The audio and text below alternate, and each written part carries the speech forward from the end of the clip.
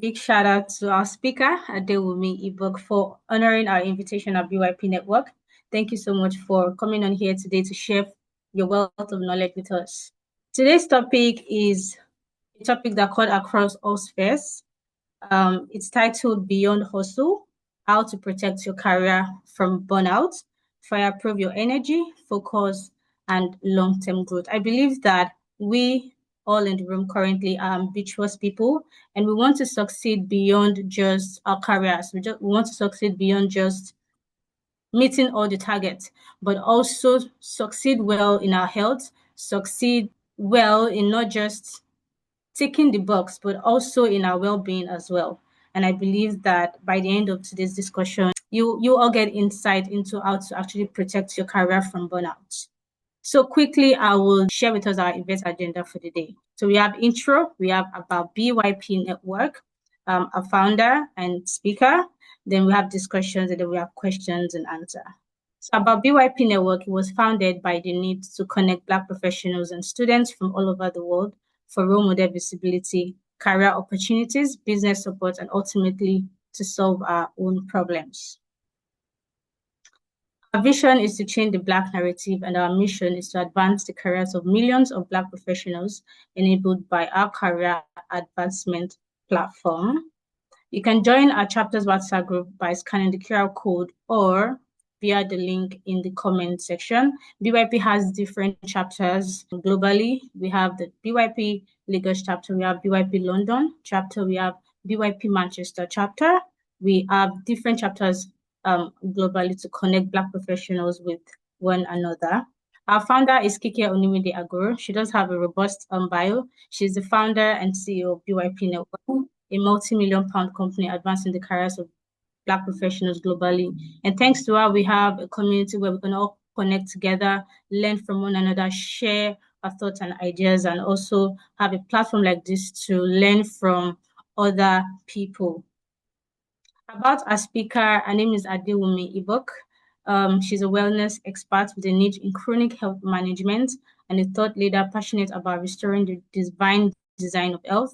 With an educational background in pharmacy and a 12-year career health coaching rooted in functional medicine, she explores how behavioral science and our daily choices influence vitality, mood, and longevity. She simplifies complex research on hormones, inflammation, metabolism, and the mind-body connection, translating them into practical faith-aligned habits that help listeners thrive in today's demanding world.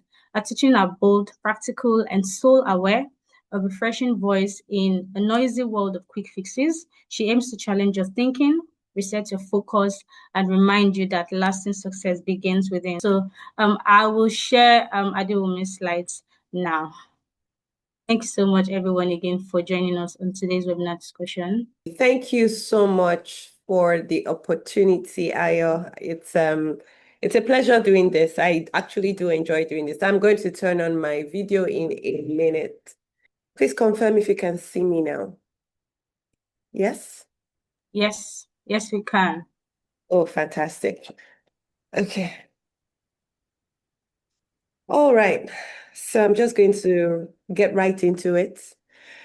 I like the topic because I have worked in the corporate space, before I eventually listened to my calling to help people, basically to help professionals preserve their health from chronic health conditions. You would notice that as successful professionals, you are actually more at risk because you are successful and you're probably just thinking about being more successful. Your health is not particularly priority. Do you understand? So for people like me, people like you, this topic is actually so much for you because you want to reap the fruit of your labor as much as you want to hustle, you want to toil, you also want to be around long enough to enjoy what you're doing all of these for. So it's important that you know and understand what it means to protect your career from burnout. So I'm super excited about this topic. Let's get right into it. All right, we can move on to the next slide now.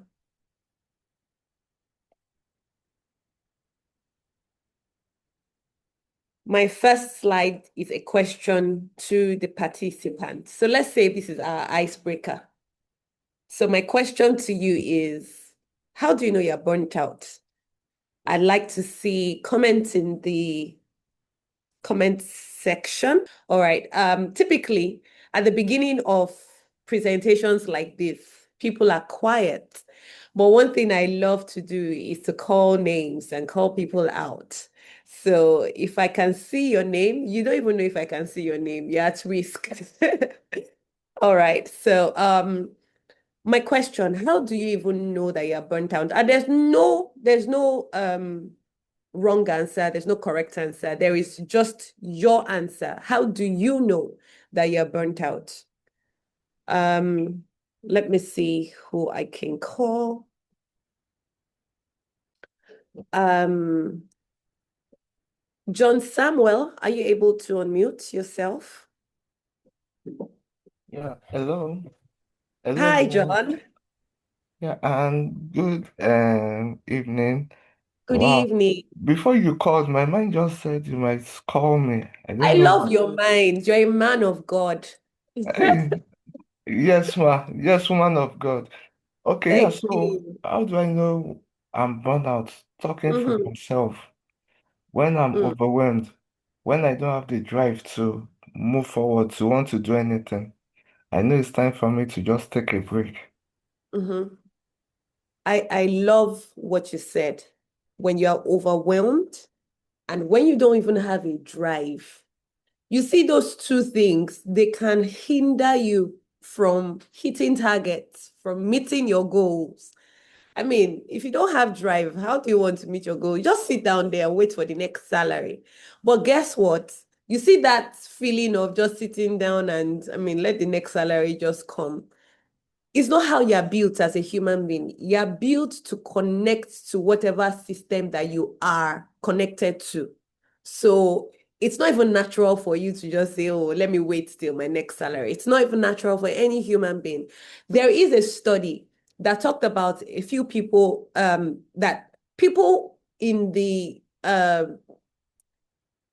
like primitive people who did not connect with the cause of their community and their circles, they died off. So it's actually a survival skill to be connected with any community that you find yourself. And sometimes that community, for most people, your major community is your office, your workspaces. So if you are feeling burnt out at work, it's a very big problem, right? Let's move on to the next slide.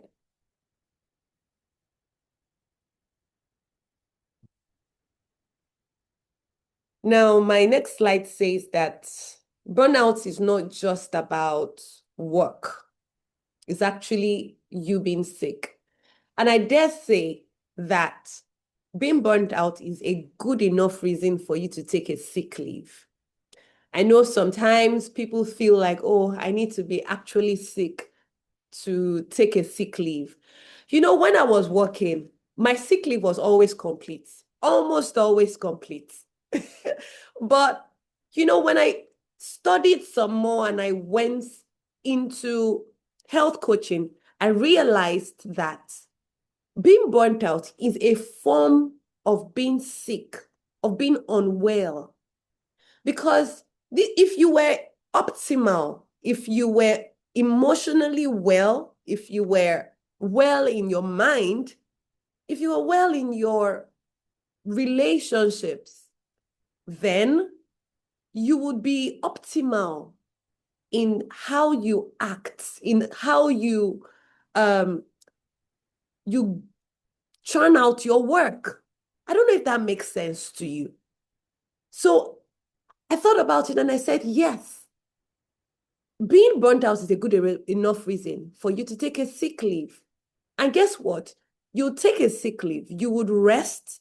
And I know some people take a sick leave and use it to quickly do one thing or the other. Yeah, the one that is doing yourself. If you're taking a sick leave, take it to recover. If you are burnt out, it's time for you to just take a step back and evaluate what you are even doing at work. And evaluate yourself. What do I need to recover? Is my diet lacking somewhere? Because sometimes your emotional exhaustion has to do with what you are not eating, with nutrient deficiencies. And this is why I advocate very strongly for workplaces to have actual health coaches being part of their systems. And that's why I do what I do. My aim is really to work with companies. And I know that most of you here are professionals. You work with companies. And so what we are doing here is actually for you. So if you are beginning to get emotionally exhausted, if you are beginning to get detached from work, you're getting cynical about what your job is all about, then it may be time to just take a step back and just reevaluate. Let's look at the next slide, please.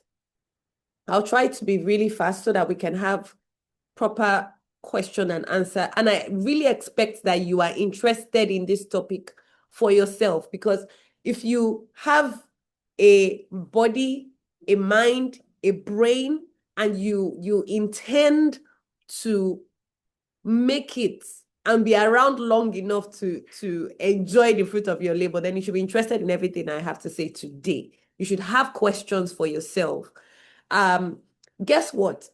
Almost, if you look around you, not everybody at your workplace smiling and, just being all giddy and fine and just smashing goals are physically healthy. Not everybody. And it's just unfortunate that the workplace does not talk about these issues long enough. People wait until it's time for them to take drugs, and then they now go to their HMOs. That's the provision that your office has for you, HMOs. Then you go to your HMOs and then you put a band-aid on it. How about you fix it? How about your office helps you and puts things in place for you to fix these problems from the root cause?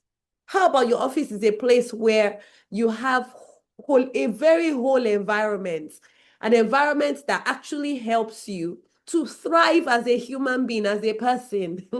How about your workplace is able to support that? But instead, what we find is that our workplaces are places of stress.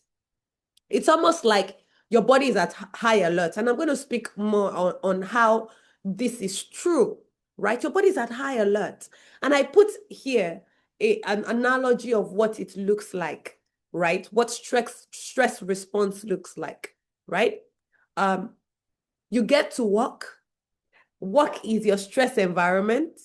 And then your brain, your HMOs are health management organizations. So typically most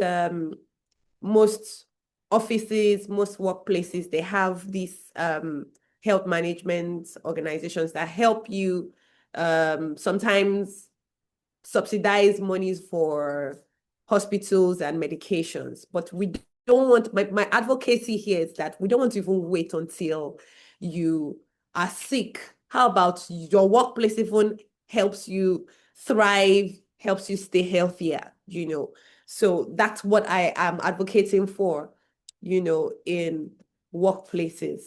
Right. Now, I was talking about stress. Now you get into your workplace and imagine that your brain interprets entering into the workplace building or even starting a meeting as stress. And your body doesn't say, oh, this one is workplace stress, this one is home stress. No, what your body interprets everything as is danger. And if there's danger, the brain sends signal to the hypothalamus, to the pituitary gland, and those ones, they just release cortisol from the adrenal glands, right? We can move on to the next slide now. And that is what really happens.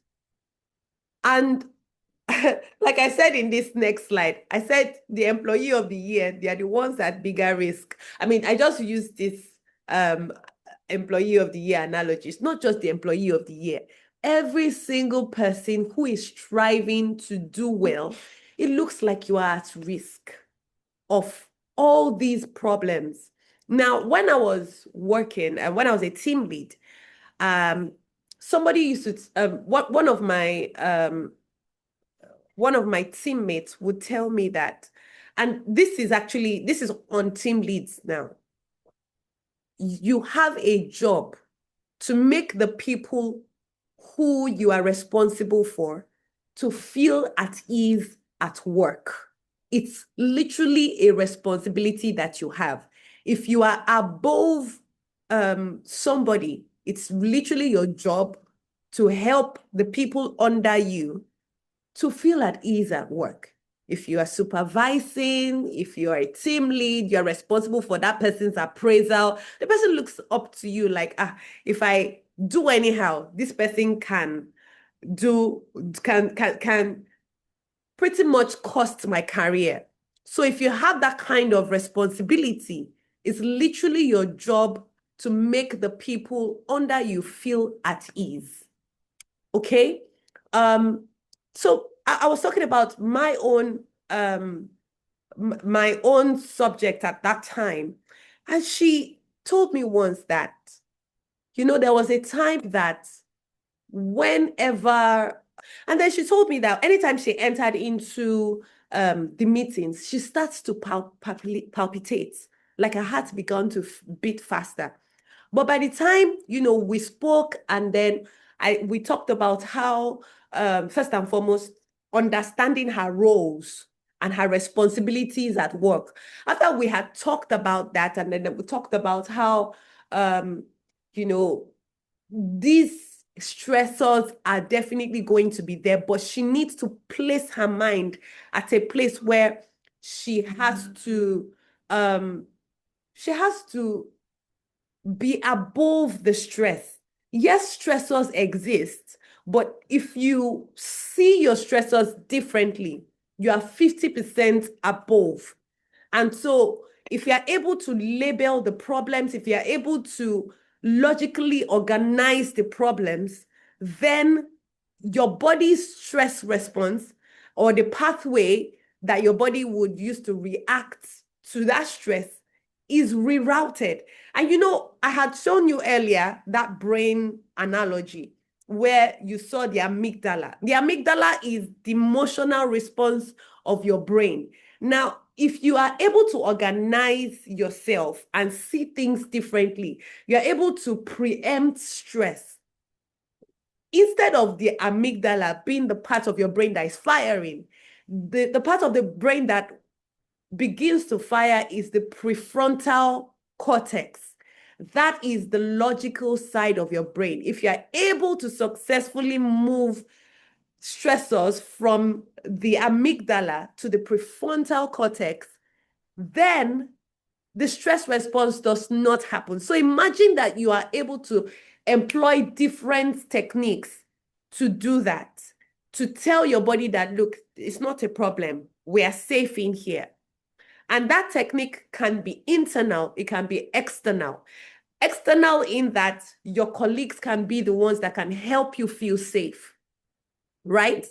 Now, let's talk about those stressors and the things that make you feel like I'm in danger, makes your body feel like you're in danger. Number one, chameleon fatigue.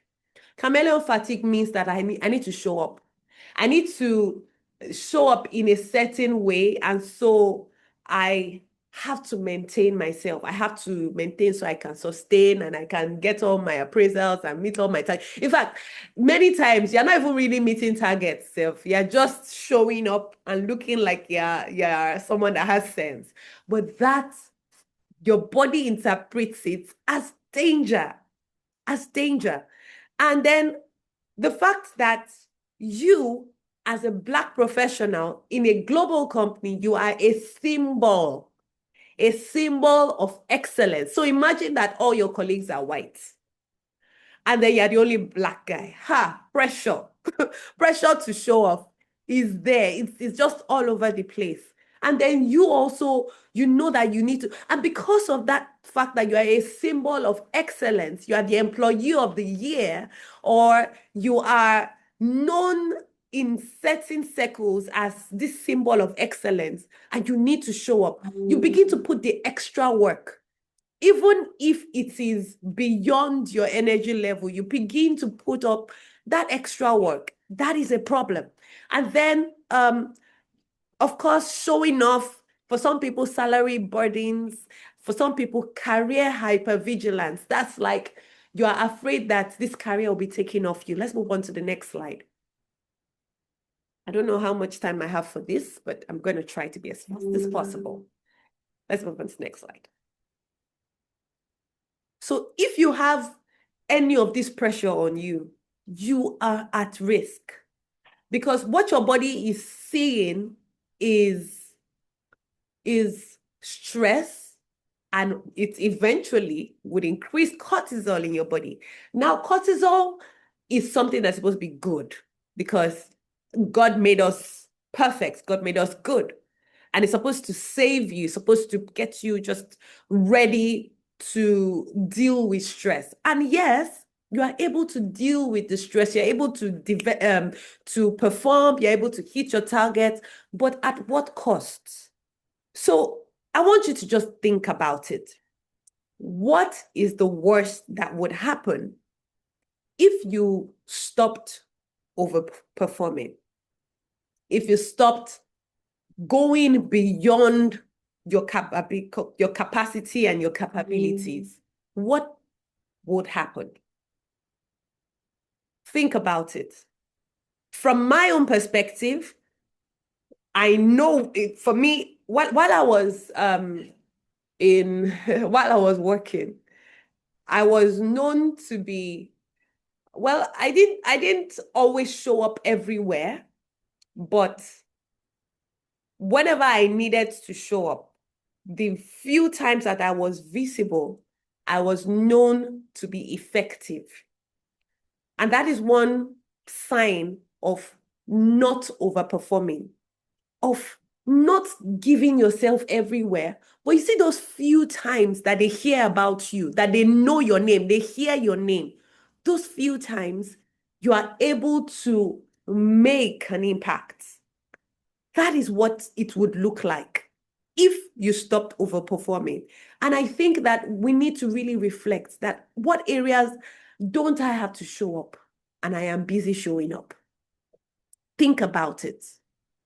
Let's move on to the next slide.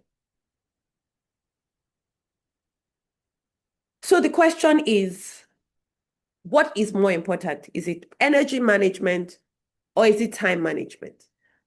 For me, I feel like the answer is obvious.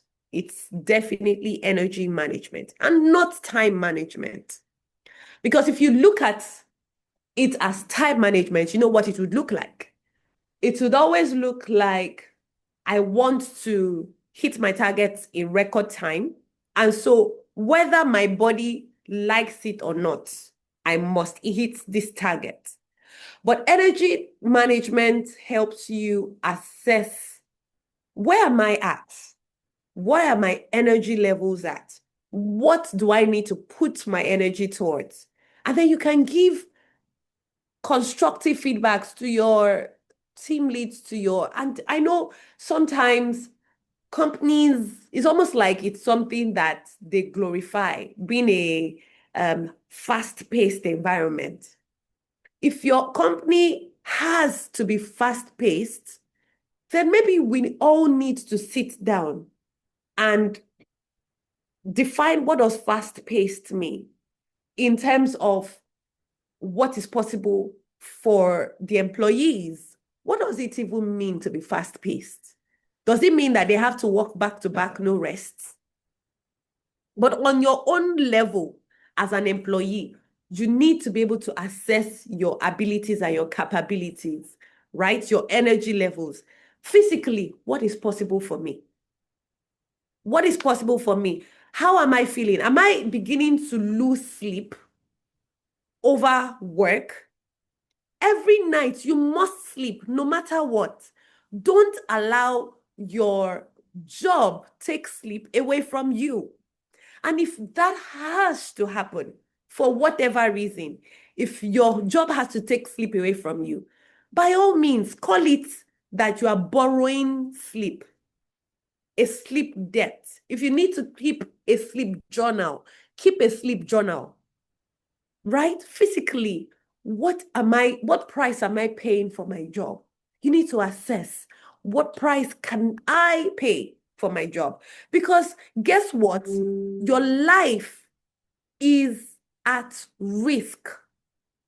Yes, your life is at risk. These are the reasons why people have high blood pressure, cancers, diabetes. These are the reasons. It doesn't start just in one day. It takes years.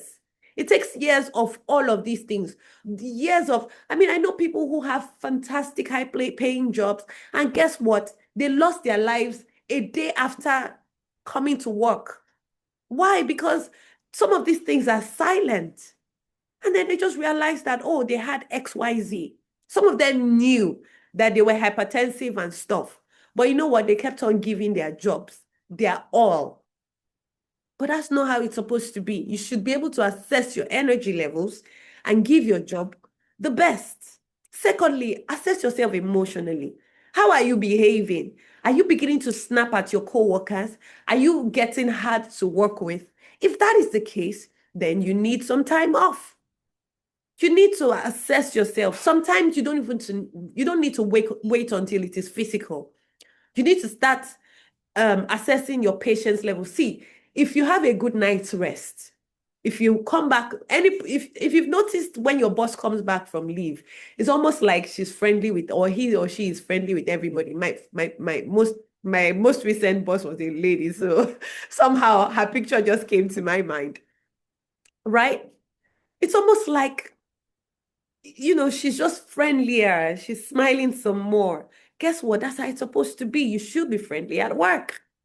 Your job shouldn't get you cranky, right? And then how is your memory? Are you still sharp, or are you dependent on coffee for you to be sharp at work? If you are beginning to forget things, if you're not able to deliver properly at work, then there is something wrong. Something is up. I don't know if I'm making sense so far. If you think I'm making sense, I'd like to see it in the comment section that you're Absolutely. fantastic. Thank you. Thank you, Samuel. All right. And then, like I said earlier, relational. Assess yourself. There should be relationships at work. This is what makes you thrive. This is what makes you thrive. Are you just at work to do work? Right? Are you just at work to do work, or do you have real relationships at work? Do you know that your job can actually help you thrive, can actually instead of take away from you, your job can actually replenish you, right? And I have a very good question. Is it okay for me to respond to questions as I'm speaking? Or do I wait until the end? Yes, you can. You can reply to questions. All right. Okay, so that's encouraging other people who have questions to actually drop as I speak. So I have a question here that says that how does one differentiate burnout from laziness? It starts with you, right? Whoever it is that you are, it always shows. If you're a lazy person, it will show. If you are just using burnout as a cover-up, it's just a matter of time before people know that you don't have stuff, you don't have substance. So the question really is, what do you want to be known for? But you see, if you, Yusuf, you are someone who already delivers, who hits your goals, who is known for excellence, that whenever you show up good, right? If you are known for that already, Then, if you ask for time off, trust me, nobody would raise their brows. In fact, if you need to teach them a thing or two about,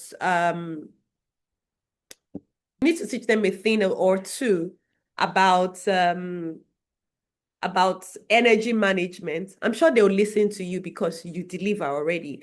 And I dare say that if you are someone who knows how to manage energy, you would actually be more, you would deliver more quality jobs.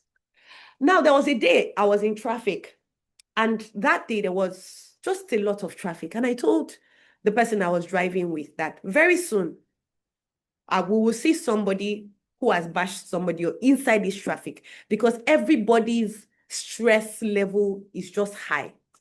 Because when your stress levels are high, your decision center is very, very blunt. And guess what? I did not even finish talking. We found somebody in front. They had already bashed each other. Why? Because if you are stressed out at work, your decisions are blunt, they are not sharp, they are poor. You treat people poorly, you treat your job poorly. Yes. You treat your job poorly. So trust me, if you are not a lazy person, they'll know. Okay? All right, let's move on to the next slide.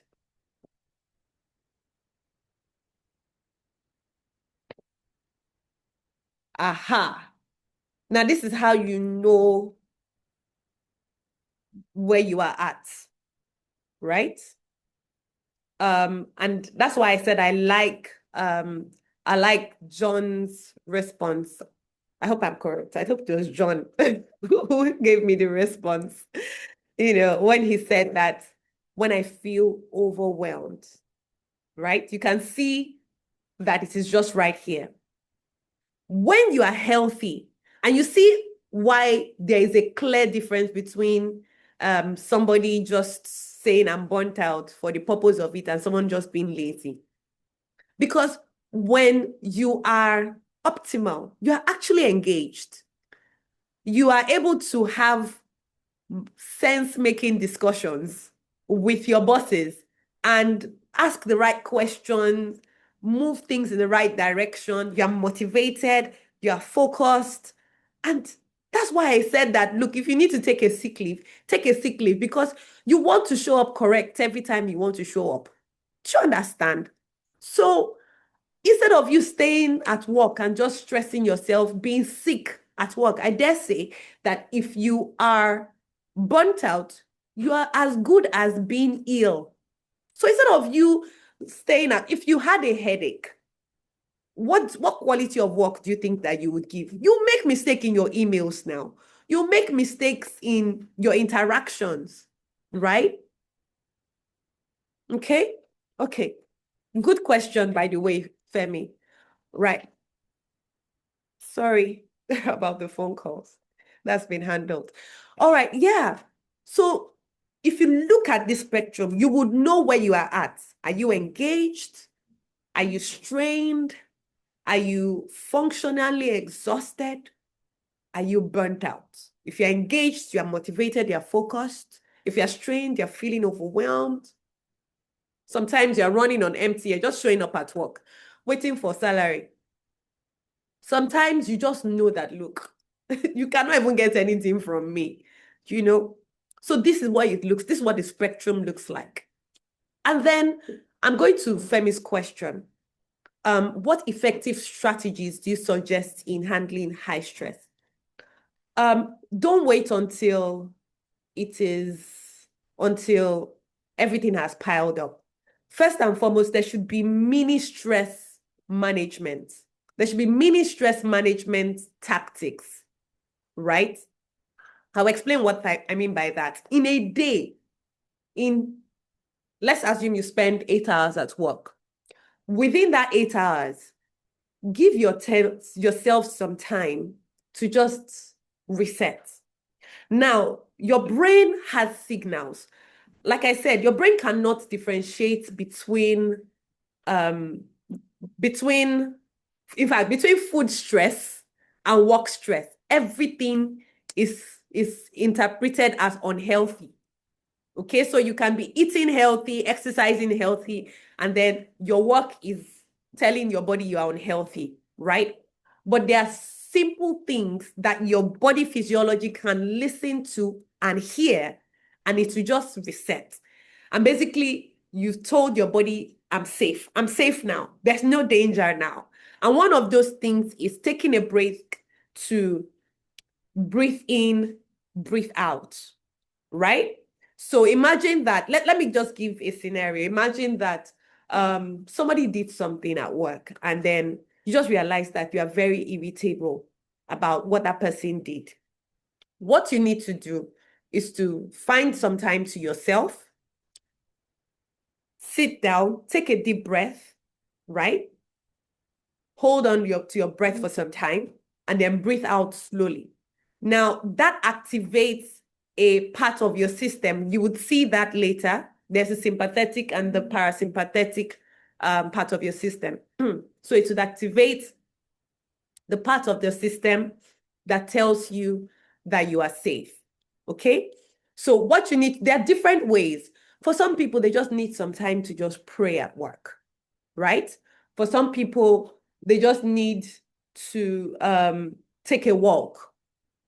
Okay? So you need to know what works for you. All of these things, anybody can do them and it will work for them. So it's not even, it's not assigned to me personally. Like, it's not like for me, breathing will work, for another person, breathing will not. We all have the same bodies. Breath work would work for everybody, right? Meditation will work for everybody. Taking a walk will work for everybody, right? And then, so what I would say is that first and foremost, for high stress environments, engage mini breaks, mini stress management things, right? Engage them from time to time. And then after a period of time, it would be good if you have a time frame and say every 2 weeks, I need to take a day off, or every 3 weeks, I'm going to just take a day to myself to do absolutely nothing, right? And that is not laziness. That is strategy, okay? That is strategy, not laziness. Take time from time to time from your sick leave and just say, this is me time. This is recovery time, okay? And then just spend time maybe catching up on sleep or catching up on just refueling yourself from time to time. Another question, if you're not really able to get on with work colleagues for various reasons, how would you suggest that we keep professional despite work colleagues backbiting? No matter, so 2 things. Work cultures help, right? And work cultures are bigger than you as an employee. So if I had the opportunity to speak to, let's say, the HR or to the work culture, I would say something different. So I'm going to assume I have some HR people here, right? So if you're HR here, you can put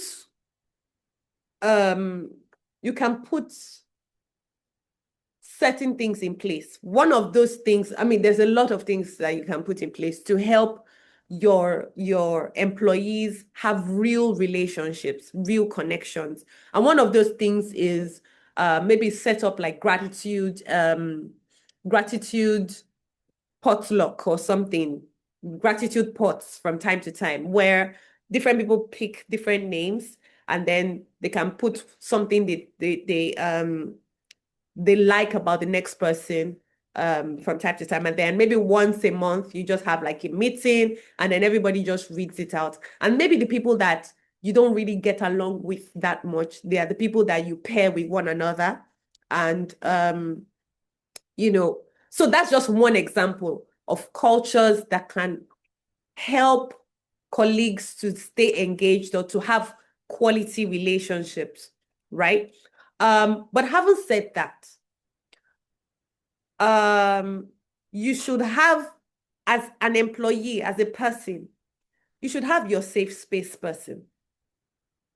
No matter how big a company is and how annoying people are, you can always have at least one person that is your safe space person.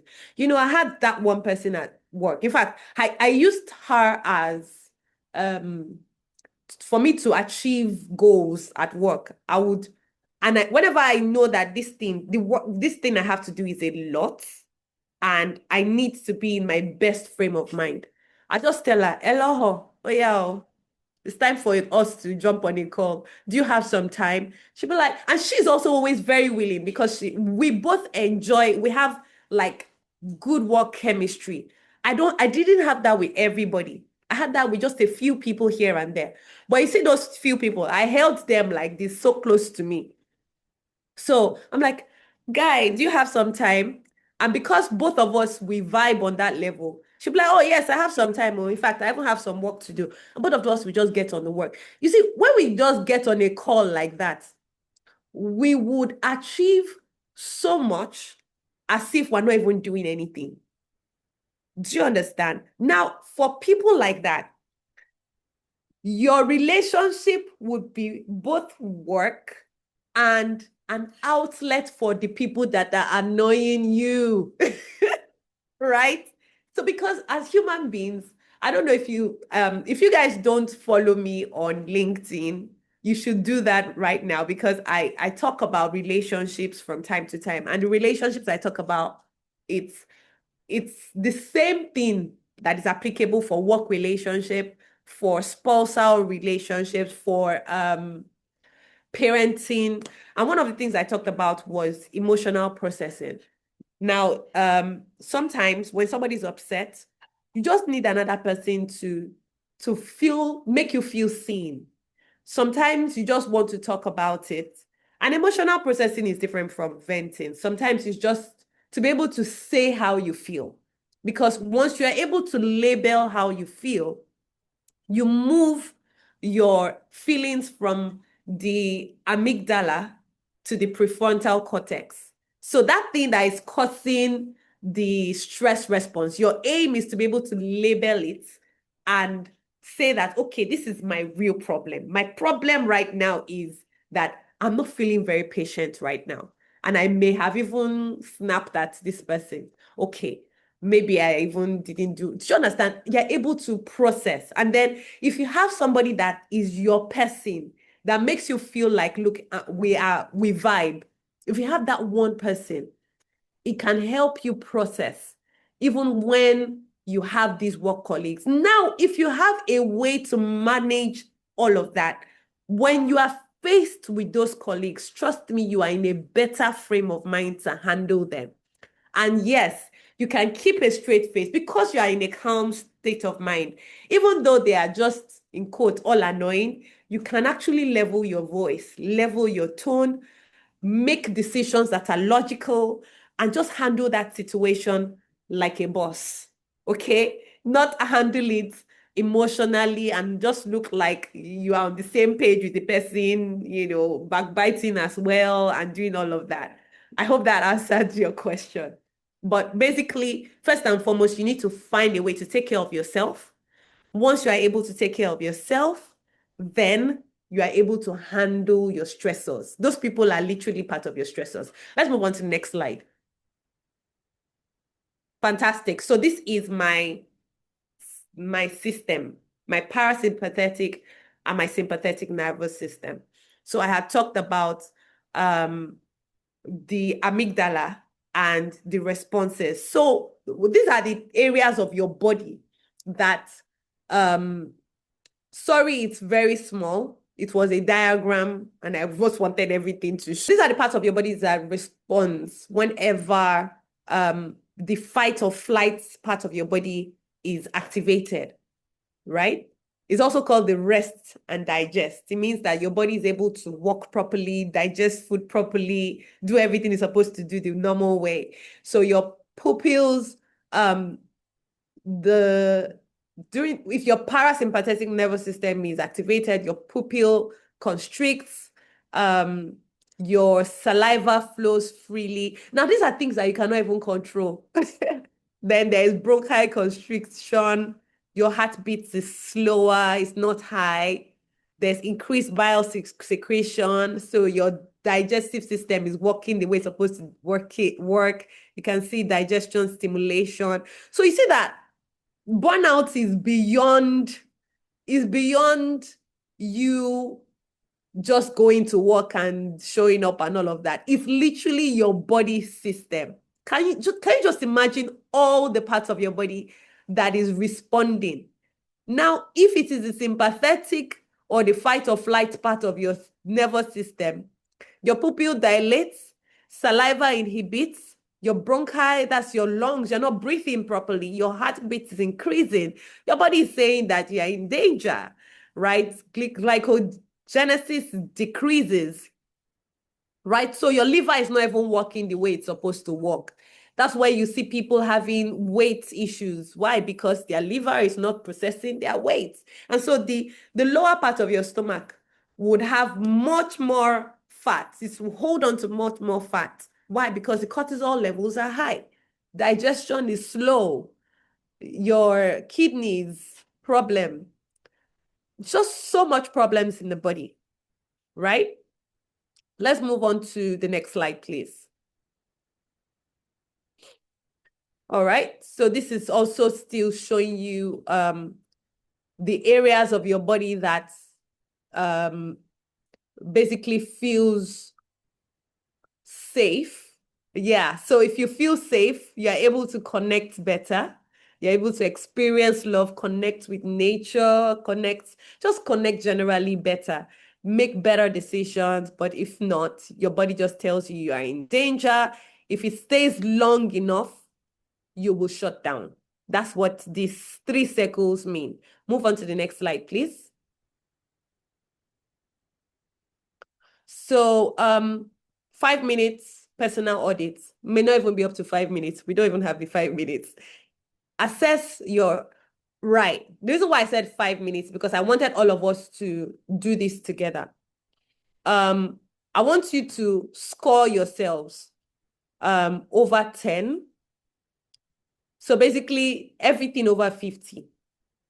Your energy audits, your sleep quality, what would you rate it over 10? So if we can actually do it, that would be nice to see where we are at. Maybe I attended to this is my what do they call it? Audience. I'd like to know if this is really my audience. So your sleep quality, I want you to write it down somewhere, or maybe get a calculator. And then you put your score over 50 after you finish doing the audit. So assess your sleep quality over 10. Where are you at? Are you a 2 over 10? Are you a 3 over 10? So if you're a 2, put 2 down. Your emotional bandwidth, assess that as well. Do you feel like you've been patient? Do you feel like you've been getting angry of late? People have just been annoying you at work? Or have you been handling those people annoying you with maturity and all? What does your emotional bandwidth look like? So if you're a 5, write down 5. What's your focus capacity looking like of late? Are you able to get good work done in 10, 15 minutes? Or do you need an hour for a 15 minutes job? So assess yourself, let's say 5. Then your work recovery time, what does it look like? Do you even have time to recover from work? Does work continue after work? Just assess yourself. Where are you really at? So if you feel like you don't even have any work recovery time, you can give yourself a 1. Then your weekend restoration, is that a 10 over 10? Or are you still thinking about work during weekend? So if you're a 10, put 10 over 10. I want you to add all of that together. So if it was 2, 5, 5, 10, that would be 22 over 10 over 50. That'll be 22 over 50. So I want you guys to drop your scores. Let's see where you are at. Your 5-minute personal audits. 20 over 50. Not bad, Yusuf. Not bad at all. At least, yeah, about, even though I know it's less than 50%, but still. I would like to see more scores. It's already 6 o'clock. Let's move on to the next slide. 25. Nice. Let's see other people. Abing, looks like your workplace is a good place you're working at. I'd like to see more people. So this also shows you some strategies as well. Capacity before commitment. Don't just commit. Assess yourself first. Recovery is a performance strategy. Ooh, Taye, I love it. 36. I need to know where you're working. Or is it your own personal strategies that is working for you? But this is good. I'd like to see more people. Yes, recovery is a performance strategy. It is not laziness. 18. Fumilayo, I'm sending you hugs. I'm sending you hugs. And that's why we are here, so that you can do better. So you are literally my audience right now. You and Yusuf, though. Then strategic visibility is also a strategy to use, right? Don't just show up everywhere. You don't have to show up for everybody. Not constantly available. When you are available, you are available. It is a performance strategy on its own, right? Moving on to the next slide. So this shows you what global statistics looks like. About 15% of the workforce has mental disorders. Public health workers, about 56% of them. I dare say that this is just what statistics is saying. It's worse. If you're talking about public health workers, their burnout symptoms are worse. Then healthcare, emotional exhaustion. Same thing, healthcare workers, they're saying 30%. I dare say it's worse, especially in Nigeria. Cybersecurity, they are experiencing, people who work in cybersecurity, I have one of them as my client, my personal client. Severe stress, we're always engaging, week on week, techniques on how to manage stress from time to time. Increased hypertension risk in the workforce is 85%. I want that to sink in. Pre-hypertension risk, 85%. It means that most likely the next person, or I don't know, 85% of people on this call, because this is a workforce, if there is no attention that is given to your lifestyle right now, if you're not protecting yourself from burnout right now, most likely you're going to have hypertension or diabetes, or even worse illnesses, because everything stems from inflammation. Inflammation stems from high cortisol. So you need to protect yourself from that. And obviously there is the whole diet part of it, and I don't want to go into all of that today. Maybe if I have another opportunity, we'll have the opportunity to have that conversation again. Right. So the question I have for you all, I have a 32. Wow, I love it. Well done. 32 is good. So the question I have for you is in my next slide, and I think that's my final slide. Are you going to be part of this are you going to be part of the statistics, or are you going to make a decision today? Thank you so much, everyone, for your time spent with me here today. Thank you for your questions, for making this engaging. I appreciate you. And thank you, Ayoloma, for inviting me. No, no. Thank you so much for honoring our invitation. I believe everyone here has we all learned beyond what we've ever thought or imagined of. Nobody ever knew there is a scientific path to burnout. I Like this is know. really a lot. Like it is an eye opener. This was an eye opener to us all. It was so Yeah. deep. And Mhm. I mean, thank you so much for taking our time to share this My with all of pleasure. us. Really, this was so insightful and very educational as well. Thank you Thank so much, Dewumi. My pleasure. Thank you. Yeah, and you've also answered all the questions as well. Do we have any other questions? Please do follow Dewumi on our LinkedIn. We already shared that in the chat, if I believe so. Yusuf, thank you so much for sharing that. Please do follow Dewumi for much more knowledge like this one. Thank you so much. Do have an amazing evening, everyone. Take care, and we'll see you next time.